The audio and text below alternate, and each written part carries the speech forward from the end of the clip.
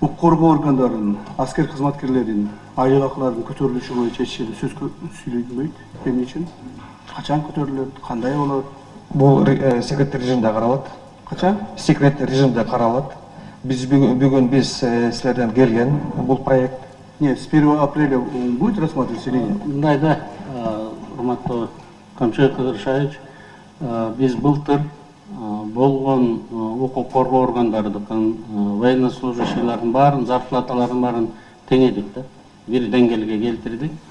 Анан МВДнын коллегиясына барганда дагы бул анамыкан турат, милиционерлерге дагы айттым, бир чыдап берсеңиздер азыр. Азыр эң аз милиция кызматкери колуна алып атканды 11-12 миң сом алып атат.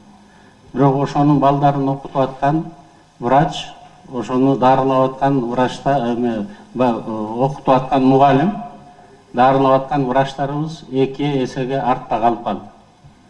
Ошондуктан туура көрсөңүздөр, урматтуу коллегалар, Камчыбек Кыдыршаевич, военнослужащийлердин баарыныкын бир кылка мындай теңеп алдык, өйдө көтөрдүк. Бүгүнкү күнү жакын арада урматтуу президенттин указынын негизинде 309 миң кишинин, бул мугалимдер, врачтардыкы, культура кызматкерлериники, билим тармагыныкы, илим тармагыныкы, анан топ моптуку, ушулардын баарын кошкондо 309 миң кишиникин социалдык сектордо көтөрүп атабыз. Анан буюрса, эгерде мына азыр биринчи кварталдын пландары налоговый менен таможенный службалар аткарып атышат, биз койгон тапшырмалардын баарын. Ушундай эле темп экинчи анан үчүнчү кварталда боло турган болсо, биз 4-чү кварталда дагы биздин укук коргоо органдарындагы, анан оборона министрлигин дагы көтөрөбүз деген ниетибиз бар. Биз жана башында формуласын көрсөтпөдүм, элдин потреблениясы көбөймөйүнчө, элде зарплата, пенсия көбөймөйүнчө биздин экономикабыз оталбайт да. Анан кичине ушу военнослужащийлерден суранып кетет элек, бир чыдап берсеңиздер, бир-эки квартал республикада тынччылык болсо, биз анда көтөрүүгө даярданып атабыз. Туурабы? 1-сентябрдан эмес, даже 1-августтан деп даярданып атабыз сценарийлерибиз. Бирок анын үчүн бизге ушу тынчтык керек.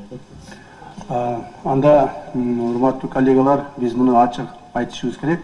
Мамлекетибизде бир нече ондогон миң укук коргоо органдарынын аскер кызматкерлери бар, күч структураларынын кызматкерлери бар. Аларга ачык айтышыбыз керек. 1 апрелден баштап биздин айлык акыларыбыз көтөрүлбөйт. Дешкек себеби алар да күтүп аткан. 1 апрелден баштап көтөрүлөт экен. Демек, күч структураларынын кызматкерлеринин айлык акылары 1 апрелден көтөрүлбөйт. Туурабы? Биз